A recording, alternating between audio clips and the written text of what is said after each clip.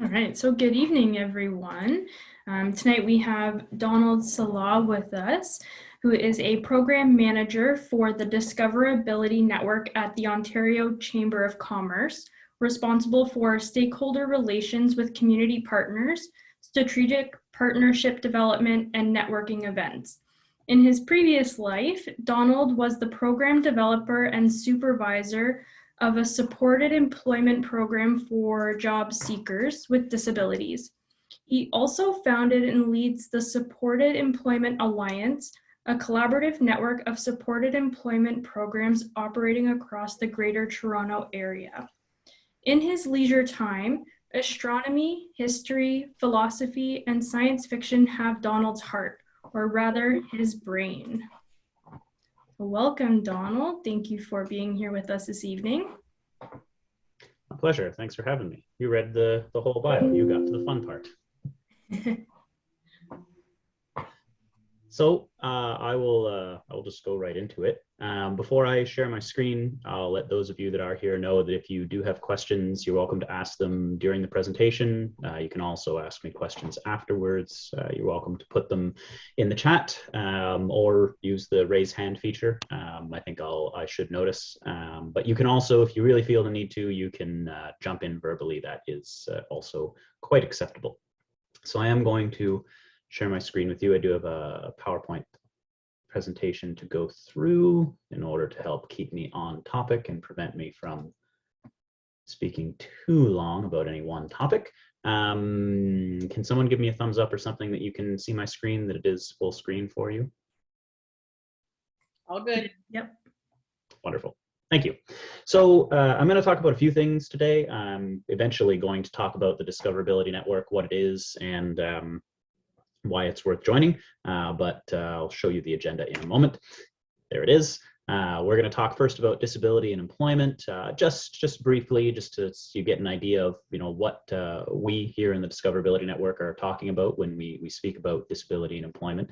We'll go through a little bit of the job search basics again, so you get a sense of where we're coming from, and then I will describe what the Discoverability Network is. I'll also introduce you to a tool called Align or Lumina, which is a personality assessment that we have access to, that we can provide for the users of our platform. And then, of course, questions if they weren't asked during the session. So to begin with, just a bit of background. The Discoverability Network is actually an Ontario Chamber of Commerce program.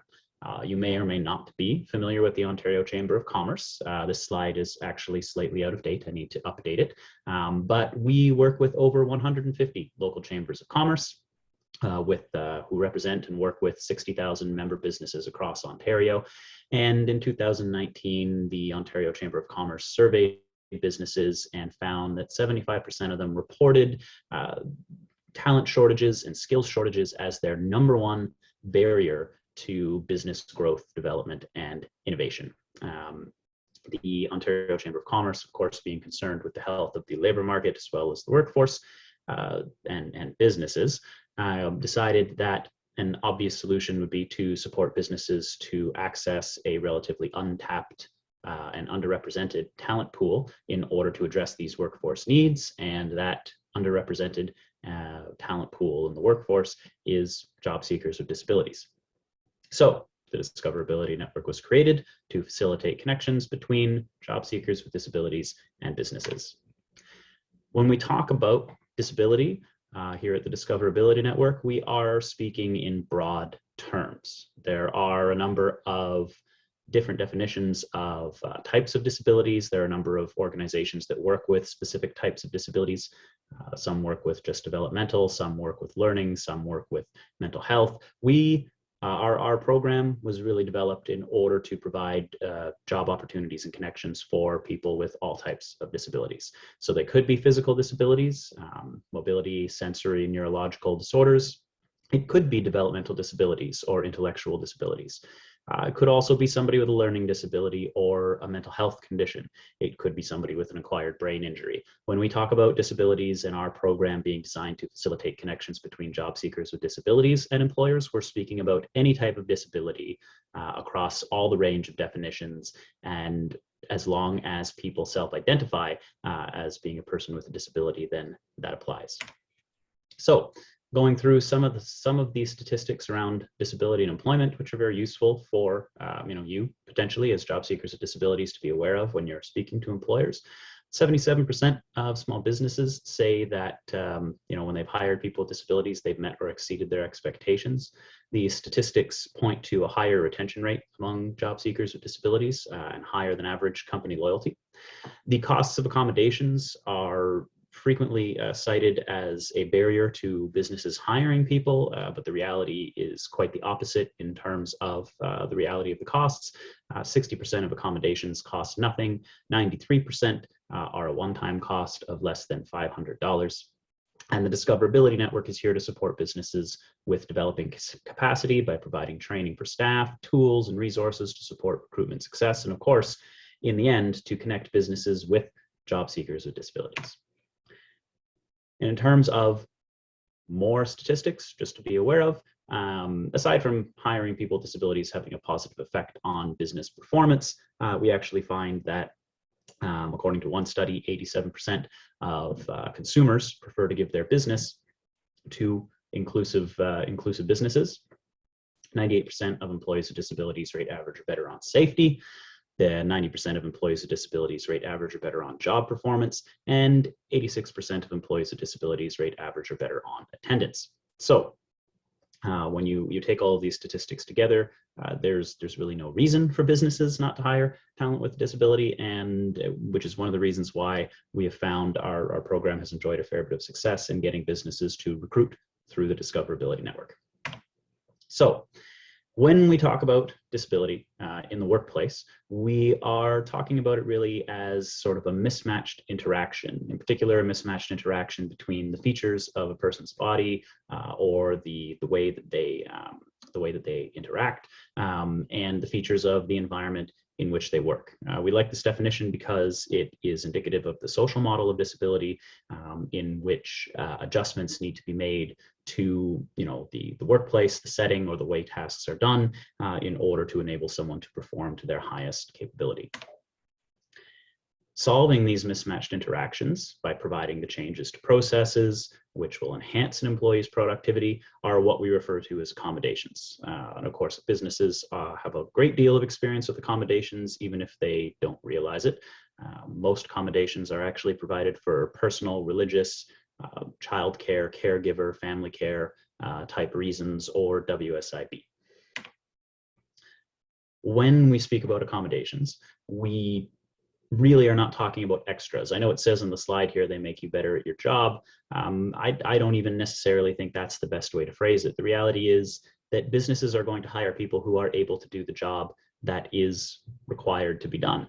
No one is suggesting that businesses hire people who can't do the job that is required. However, people may need to do the jobs a bit differently. They may require changes to attitudes or processes, or the workplace in general, perhaps environmental changes, so that they can do the job effectively. And they can perform the essential duties of the job to their highest standard. So standards aren't lowered, it's just that things might be done differently, or certain accommodations might be provided in order to enable someone to perform at their highest ability. You could be looking at things like flexible working hours. It could be a part-time job instead of a full-time job. There are a host of different ways accommodations manifest. I won't go through all of them, but the point is the person who's hired can do the job. They just may need to do it differently. So when we talk about job search tools, which is important because the Discoverability Network is one of them, we're referring to a number of different things. And we expect that job seekers are going to be using many different tools, and we suggest they use many different tools. You should never have only one tool in your toolkit. So your story in 3 lines or less, or what you might call your elevator pitch, is one of your tools. It's the statement you use to get people interested in you and remember you.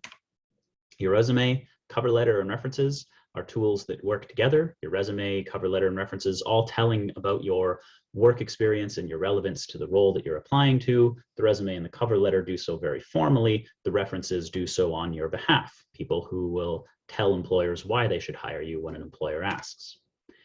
Interview skills, networking, and social media are, of course, your ability to speak to others about about your story, about your connection to the world of work or the roles that you're pursuing. Interview skills very directly, obviously, answering an employer's questions as to why you would be a good fit for the job you're applying to. Networking in social media in order to make connections, in order to get people to make connections for you and make introductions for you so that you can find opportunities. You may have a portfolio of work, which is another way of telling your story. It simply demonstrates the work that you've done. If you're a graphic artist, for instance, you may have just physical examples of your work. Or, well, I suppose in today's world, you probably have an online file or portfolio of your work, a digital portfolio, but same idea. And then there are the places that you search for work. The discoverability network, we think, should be one for job seekers with disabilities. For reasons that I've already mentioned, and I will go into greater detail about a bit later. You may have noticed, as I went through that list, that we're talking about different tools that provide the same message. In the end, you're telling your story across these different tools. You're telling them maybe in different ways, but in the end, the message is the same. Your story is used to introduce yourself and to help people remember you. Your resume is a summary of your skills, work history, and education. Your cover letter links your story to the job you're applying to and makes it a little more relevant. Your references, interview, or portfolio of work are proof of your abilities, both from yourself demonstrating your abilities and from others stating, backing up your claims, lending credence to your claims as being able to do the job as well. Social media, networking, informational interviews are methods of telling your story and talking to people in order to learn from them, get their insights and guidance, as well as be pointed in new possible directions for job and employment pursuits. And of course, the discoverability network and job boards, as well as job fairs and things like that, are where you're looking for work. And again, we recommend you have many tools in your toolkit when it comes to searching for employment. We would like discoverability to be one of those tools. I mentioned that I would tell you a bit about something called the Align Personality Assessment. You can see some links on the screen here, and I know this is being recorded, so I'm going to speak in longer sentences than I actually need to in order to give people a chance to take the links down. Of course, I suppose you could always come back to this in the recording, but nevertheless, the Align Personality Assessment is a free personality assessment that users of the Discoverability Network can access through their profiles, or if they have a profile, they can access independently through the first link on the screen. If you create a profile on the Discoverability Network, we recommend you do so through the Ontario page right now if you would like to access the personality assessment through your profile, and you can just follow the link that is underneath the second bullet point there. So what is the Align Personality Assessment? I'll tell you in a moment what the sort of report that it generates looks like, but what it is a personality assessment that is based on personality dimensions or DISC profiles. You may have heard those terms, or you may not have, but it's a personality assessment that typically costs a couple $100 for somebody to do on their own. My previous employer actually had us do a personality profile. All the management team did one, and it was exactly the same as this, and it cost more than a couple $100 per person, I don't mind telling you. And the purpose is to give people some sort of insight into, I mean, obviously you're thinking I'm going to say your personality, and I'm going to be more detailed than that. It's to give you some insight into your dominant and less dominant personality traits, to give you some language to use in your resume and cover letter, as well as in other ways of telling your story that refer to how you, I mean, not just how you operate in the world, but what some of your strengths are, and then how, and it'll give you language that you can use to connect those strengths to what you see in job postings. So when you complete a personality assessment, you will get a report that looks like this, or something like it. The personality assessment is 144 questions long. You don't have to do them all at once. You can do 7 and save it, and do 10 more and save it and keep coming back to it. When you complete it, it will appear in your Discoverability Network profile for ease of reference. And the questions are all short, very straightforward, yes or no, agree or disagree type questions. They're all multiple choice like that. There are no right or wrong answers. You're not going to write any essays. You just have to get through that bulk of questions in order for the personality assessment to generate its insights. So you'll get a report that looks something like this. It will talk about your colors. There's 4 colors, as you can see: green, blue, red, and yellow. Each one corresponds to a different aspect of personality. Yellow, for instance, refers to the social or extroverted type of personality. Blue, more introverted. It will list, it says, strengths and possible weaknesses. Really what this is referring to is areas of strength and areas for improvement, because of course we're all a work in progress and there are always places we can improve. And then you'll get a lovely little color mandala. It looks like a paint splotch, which shows how all the different aspects of your personality sort of connect to each other, and the places where the paint blob reaches closest to the edge of the circle are your more dominant personality traits, and the places where it's furthest away from the edge are lesser dominant personality traits. And then you'll also get a QR code that you can use to do something actually really neat, which is apply your personality characteristics to different situations in order to see how your personality would be likely to adapt in those situations, which can give you some great insight into what you might want to be conscious of when you go into certain situations. A very easy example is things like, if you know that you are perhaps more introverted, not as much a fan of crowds, and you're going into a group interview, then you will be aware when both probably because you know it and also through using the app, of how your behavior is likely to adapt. And if you know your behavior is likely to adapt in a way that means you're being quieter, you can be more aware of the fact that you need to speak up and make sure that your presence is known and that you stand out. Just an example. It will help you identify transferable skills. It'll help you, give you some language that you can use in your resume and your cover letter, and it will give you this little, we call it a Wordle or a word jumble. And again, you can see some of the language that you'll get out of it. So the person who completed this assessment, this is not mine, the words in the center of the word jumble are their most dominant traits, and the words that are smaller out towards the perimeter of the word jumble are their less dominant personality traits. And so you can see right here from this the kind of language it will give someone to take away and use in their resume or their cover letter. Logical, structured, reliable, takes charge, purposeful are all good words to use when applying for a job. So what is the Discoverability Network, aside from a place to get access to a free personality assessment that would otherwise cost you hundreds of dollars? Well, as I said, it's a program developed by the Ontario Chamber of Commerce to facilitate connections between job seekers with disabilities and businesses in order to address workforce needs. All of our services are free. Access to the online job matching platform is free. We provide free training on a host of disability and employment related topics, such as accommodations and disclosure, telling your story, job searching, and many others. And of course, we operate networking events to connect all of our stakeholder groups. So employers and job seekers can connect with each other. Job seekers can have the opportunity to hopefully find work with employers. They can learn from each other in order to bring resource providers into the conversation with everyone that provide tools and resources to support employment pursuits by job seekers, and several other areas, which again, I won't go into all the detail now. So if you want to join the Discoverability Network, we would love for you to do that. You can follow the link that you see on the screen, and you'll be brought to the page that you see on the right-hand side of the screen. You'll select Job Seeker, and then you'll select a region. And when you select a region, it will take you to the Create an Account page. The benefits of joining, as you see if you've read ahead a little bit, are you'll be matched to jobs based on fit and preference. I will mention a bit more about matching in a few slides, but the main thing to point out here is that you'll specify your work preferences and your history of work, your skills, that sort of thing. And employers will post roles indicating what kind of job seeker they're looking for, as well as what sectors their job falls under, and whether or not it's full-time, part-time, that sort of thing.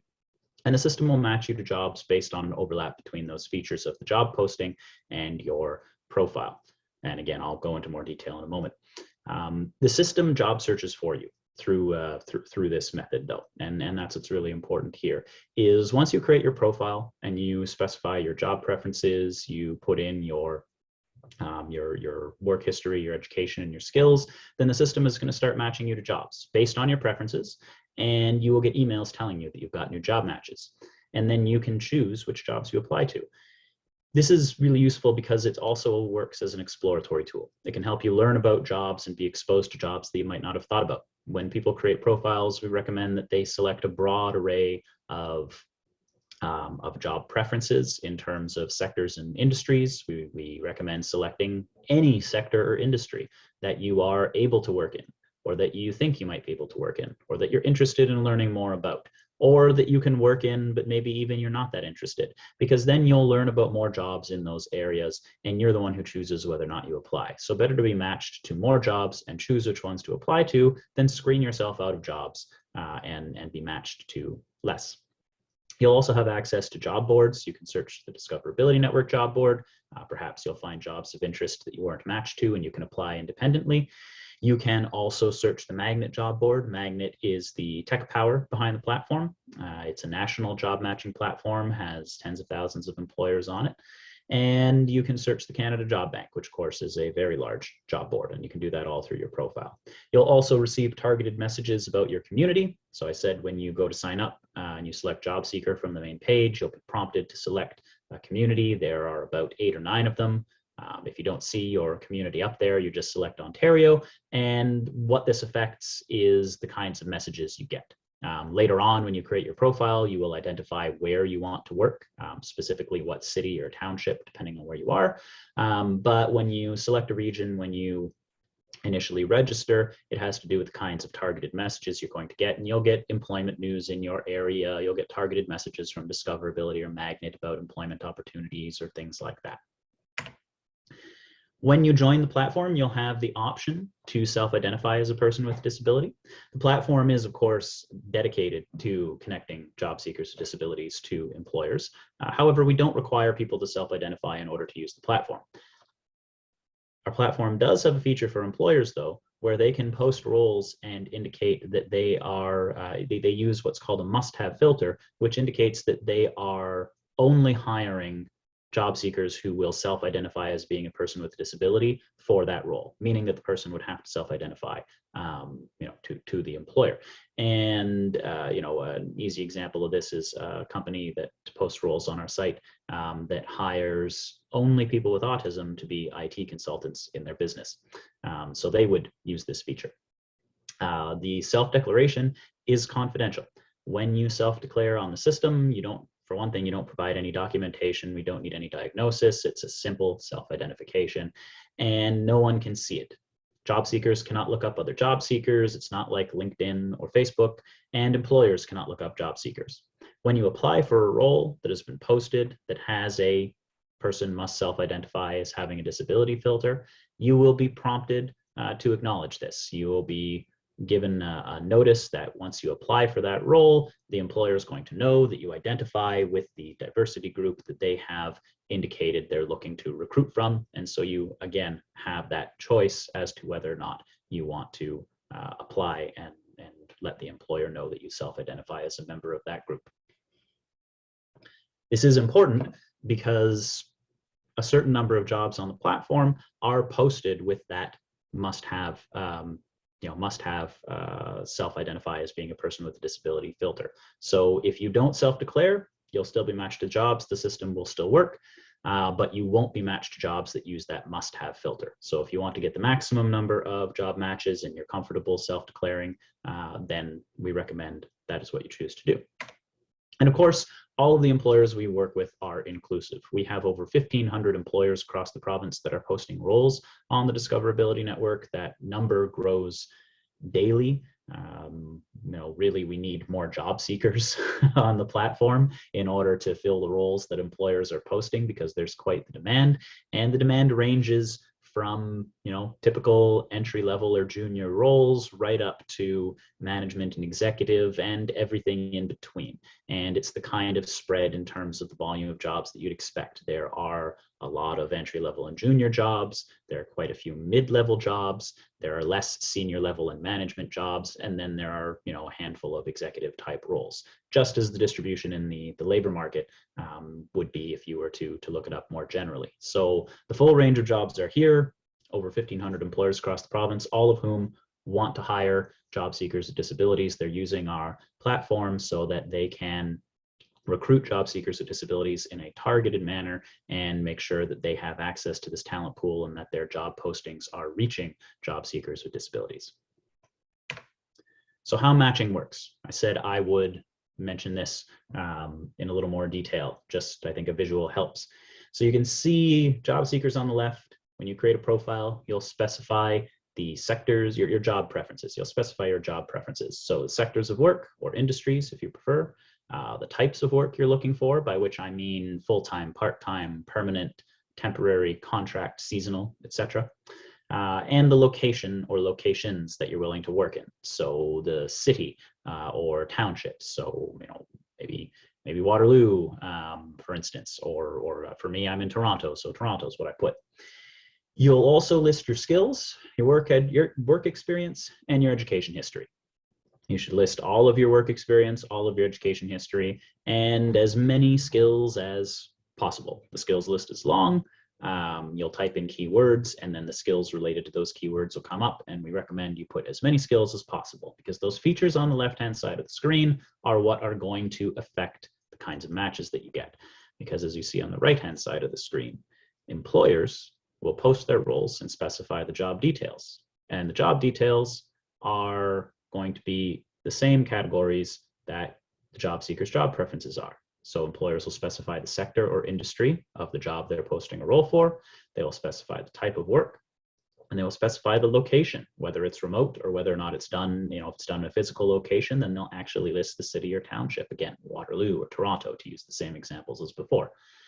They will also list the requirements of the role.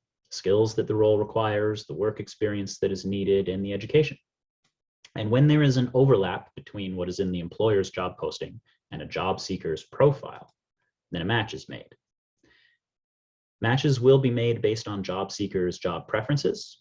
So you might have the skills, work experience, and education to be a florist on the moon, but you did not put that you're interested in being a florist on the moon in your job preferences, so you won't be matched to that job.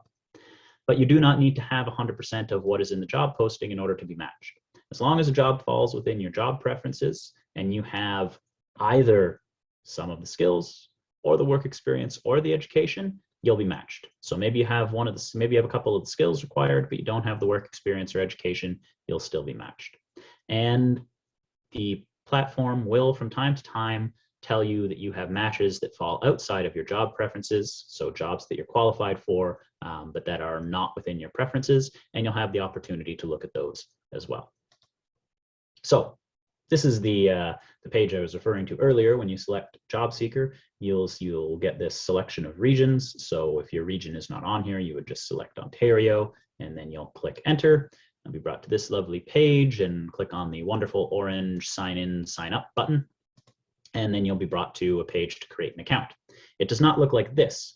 This looks like this with the Ontario Restaurant, Hotel and Motel Association, because I'm going to tell you about some work we're doing with them, as it's going to result in quite a few jobs being posted on the platform, and the process has already begun.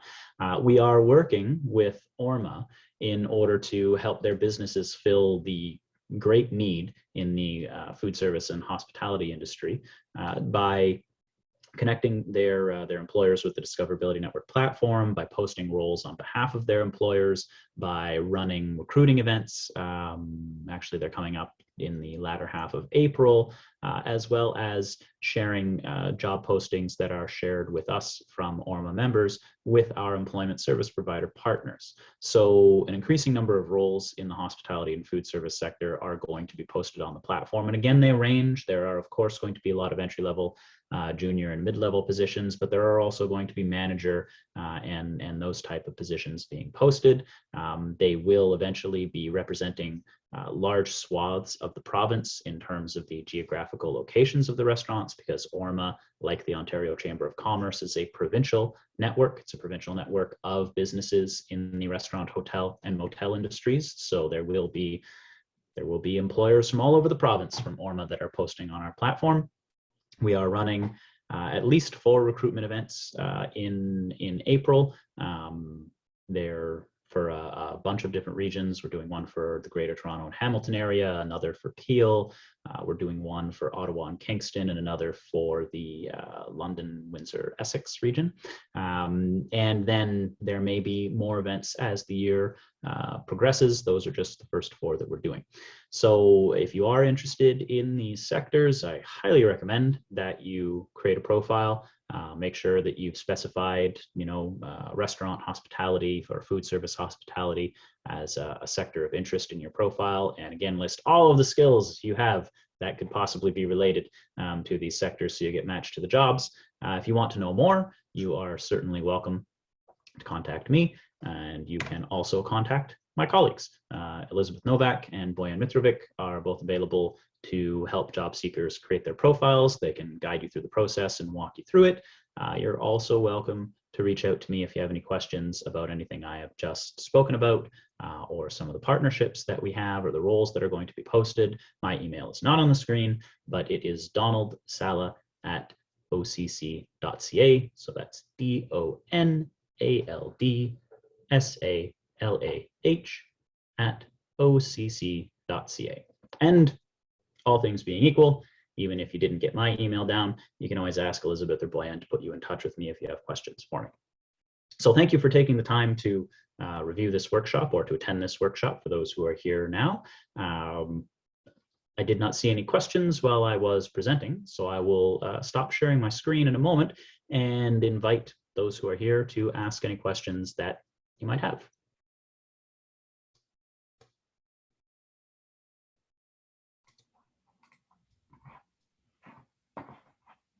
So are there any questions? Sorry, Lex, didn't mean to interrupt you.